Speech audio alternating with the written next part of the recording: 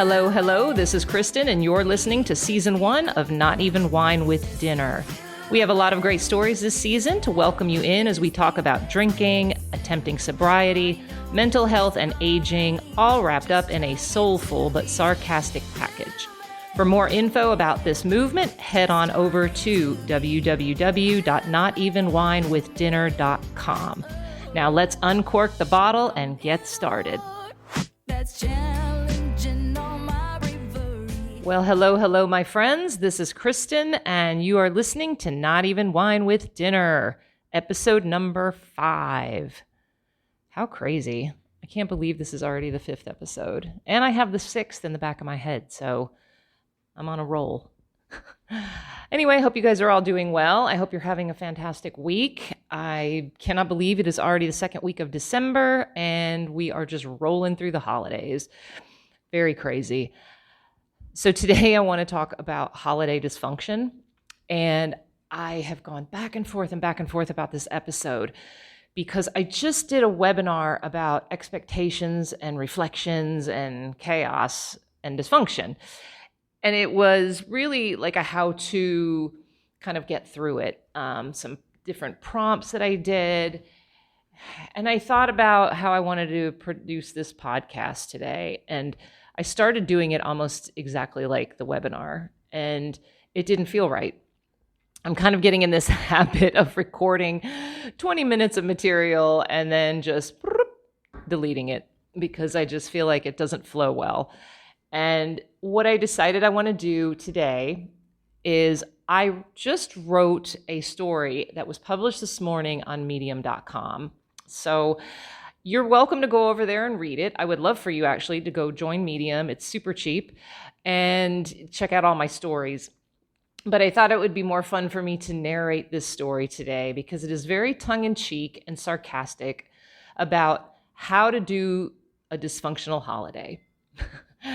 I grew up with a borderline personality mother and a sister who worked in mental health, and we were a great family, a very loving family. In some respects, my childhood was very idyllic, especially at Christmas time.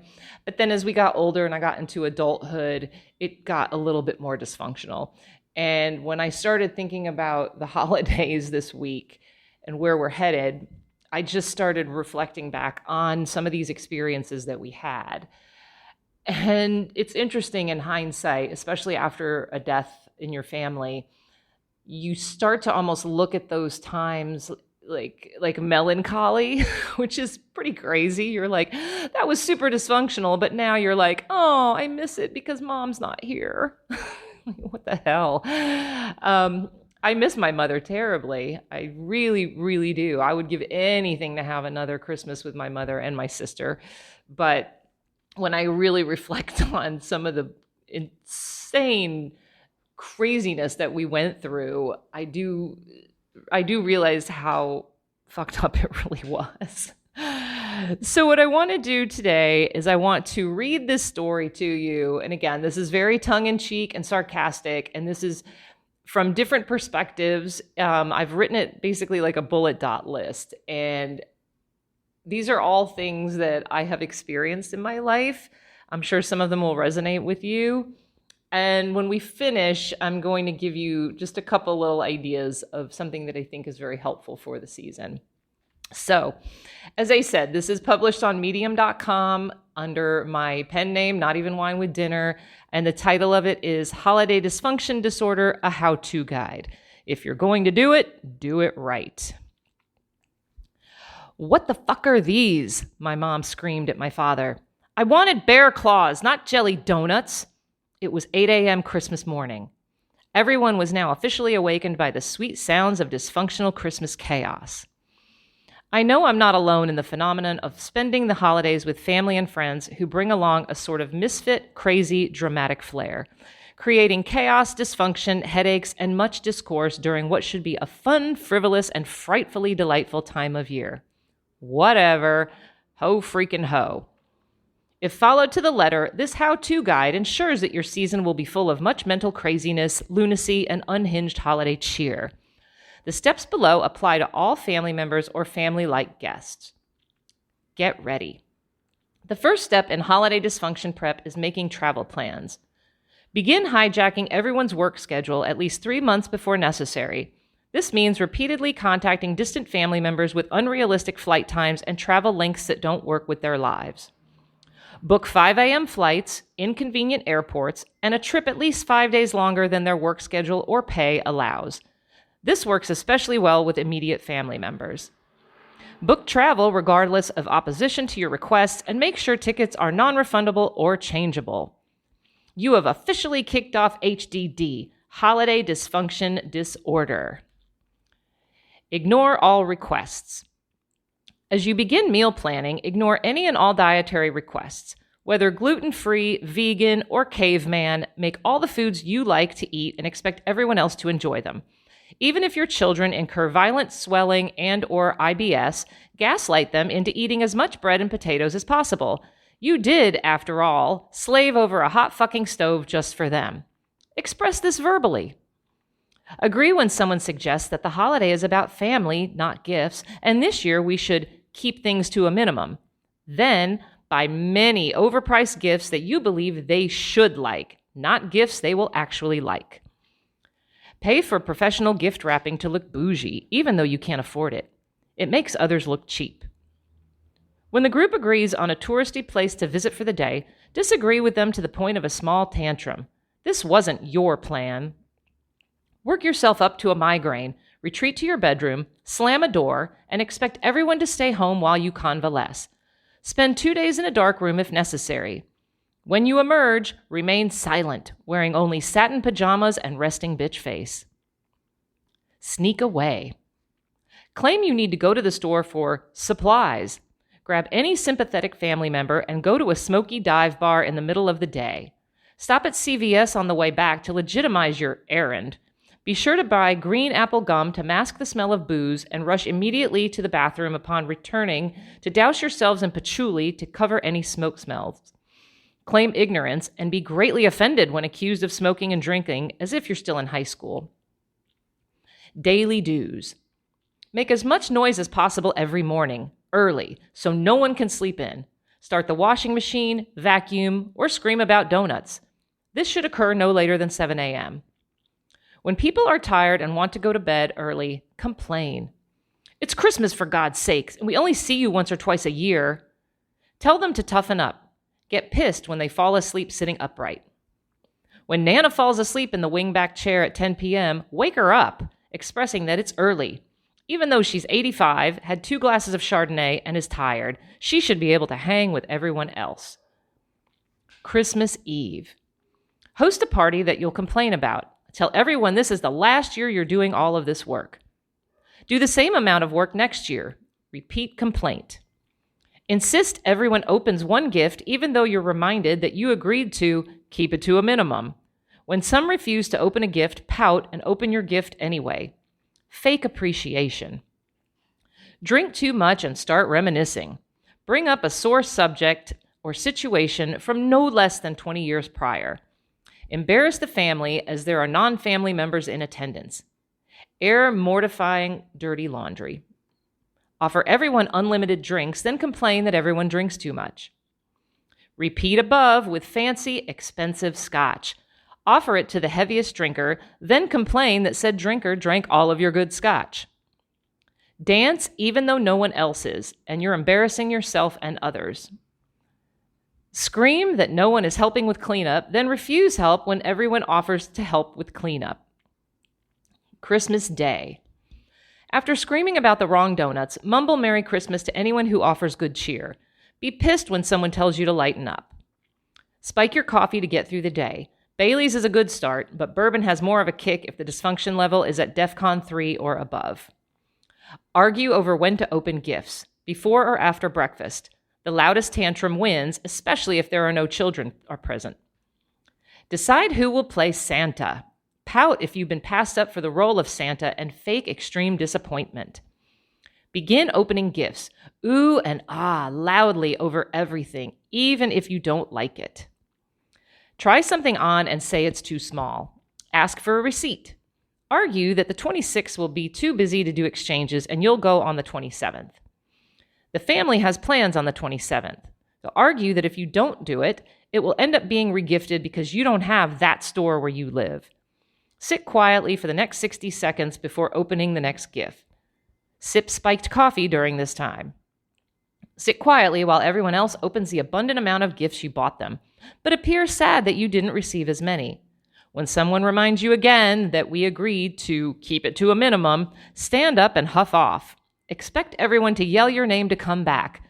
Work yourself up to another migraine if they don't. Make jokes with your sibling about some of the gifts.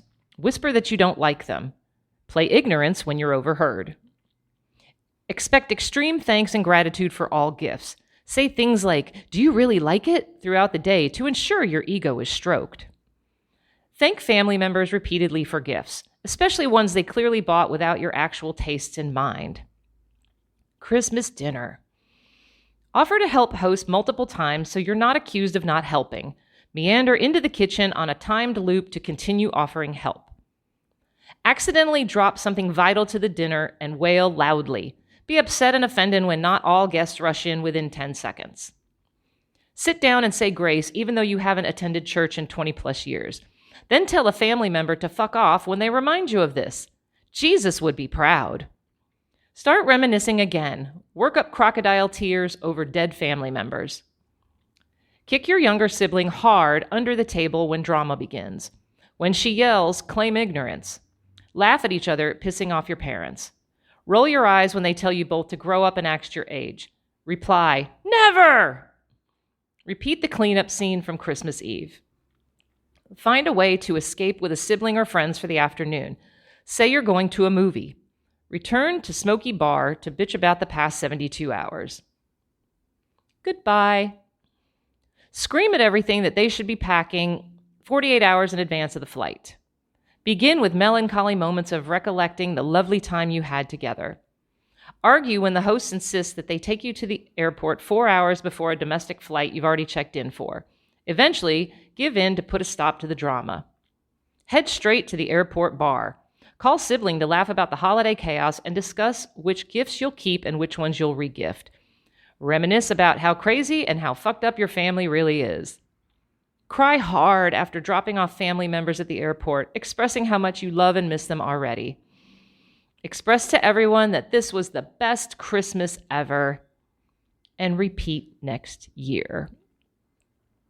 So, this is a compilation of many different things I personally experienced over the years, especially as a young adult. And while my family had its share of crazy and dysfunction, there are a lot of those moments I wouldn't trade for anything, and I wish I could experience them again. As I said, my mom and sister are no longer here, so I share these stories fondly, even though they were genuinely insane. May they rest in peace together while enjoying rimful glasses of Chardonnay and swapping gifts that neither one will like.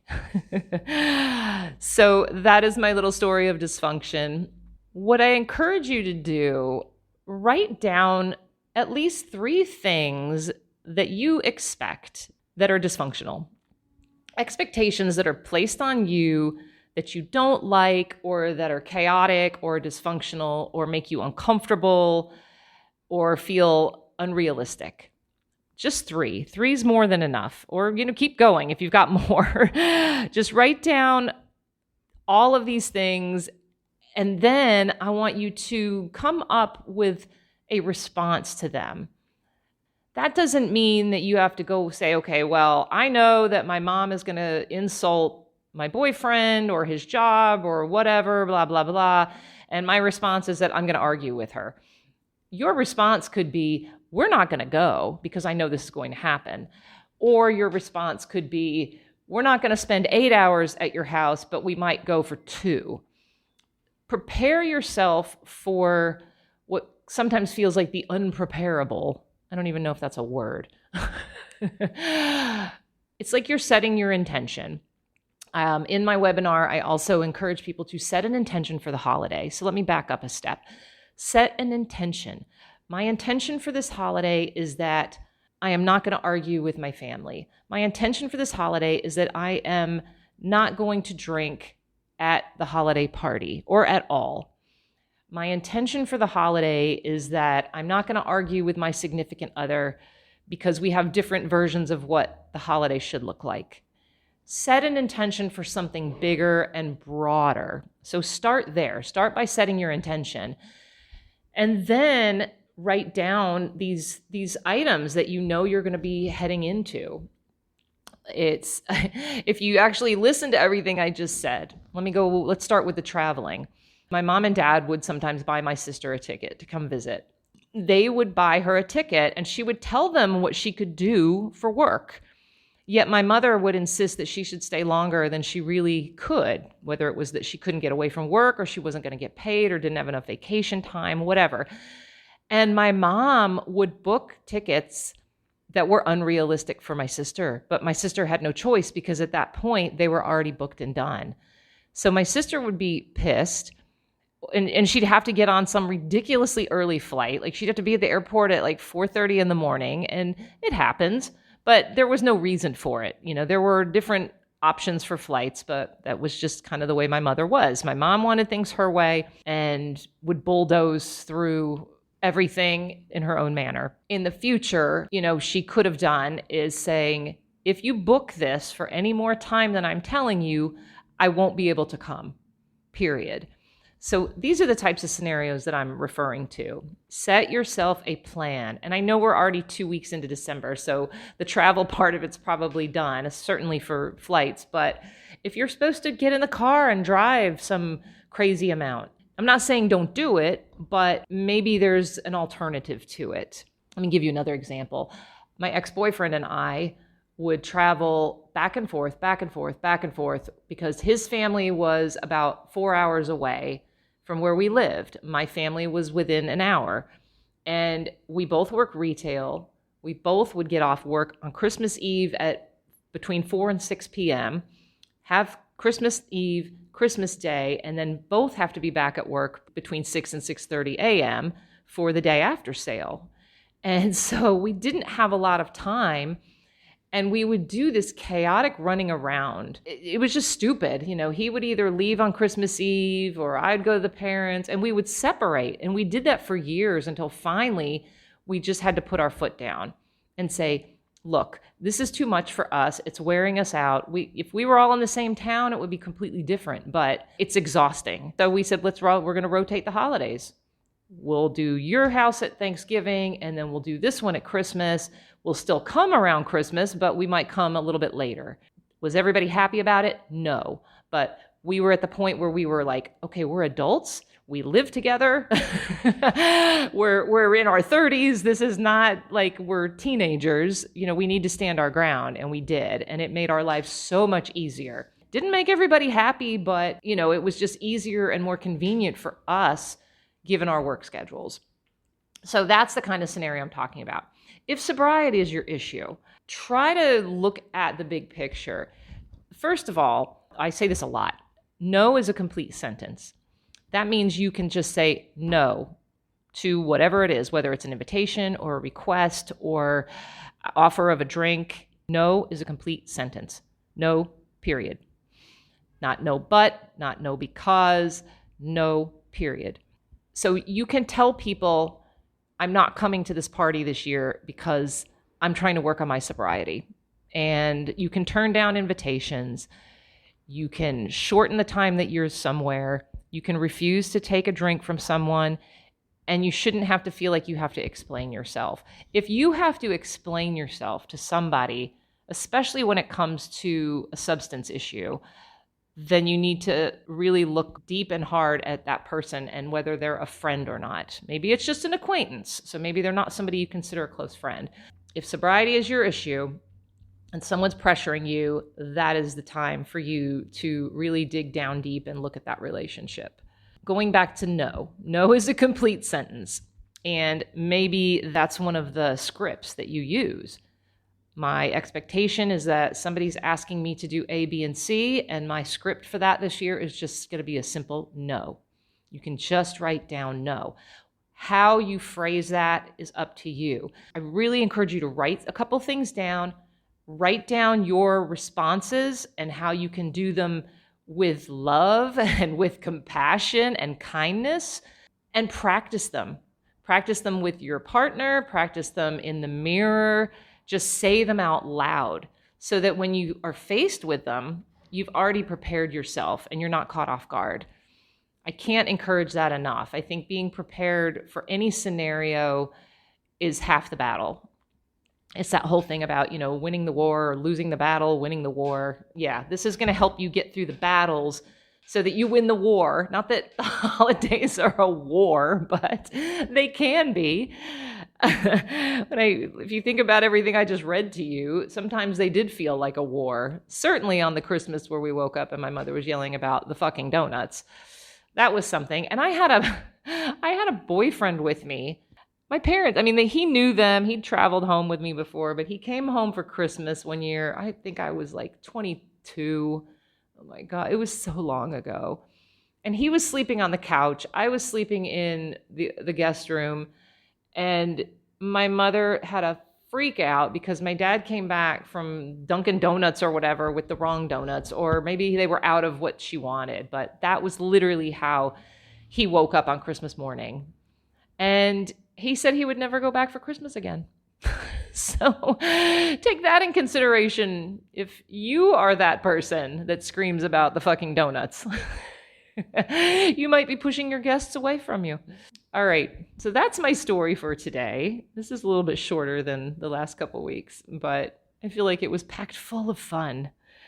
So next week, I'm going to actually share another story with you based on like another scene of Christmas Eve. I'm going to set the stage for you now, just hopefully so you'll come back next week.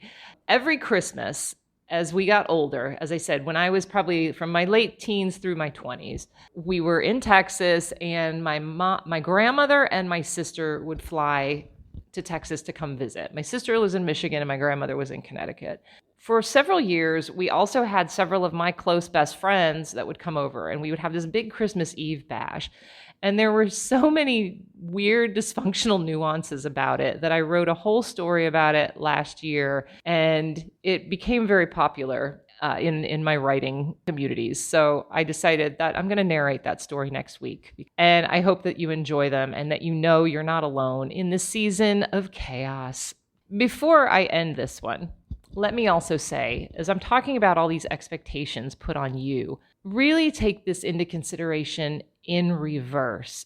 And what I mean by that is with the expectations that you place on others. Not everybody has the same experiences with the holidays. Some people have an idyllic Norman Rockwell scene, and some maybe were raised in poverty, in conflict, with substance abuse, with missing family members, and with trauma. So not everybody is going to agree on what the holiday season should look like. If you are in a relationship, sit down together, especially early on when you start getting into the holiday season, and talk about what your holiday seasons look like as a child, as a teen, as an adolescent, and compare notes.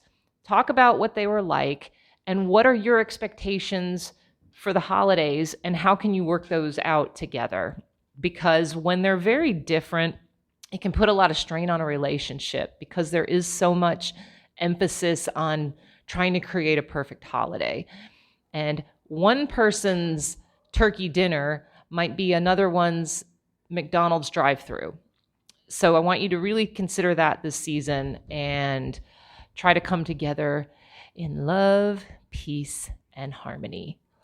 Until next time, I hope you guys have a fantastic week. Try to stay calm and peaceful through the season. Don't spend more money than you have. Hug a stranger and stay safe, stay sober. Just a quick note of the legal jargon. I am not a medical or psychiatric professional, nor am I a recovery or addiction specialist. This podcast is for information use only, and I am simply sharing my own experiences with sobriety, drinking, mental health, and wellness. I'm not here to diagnose or to treat.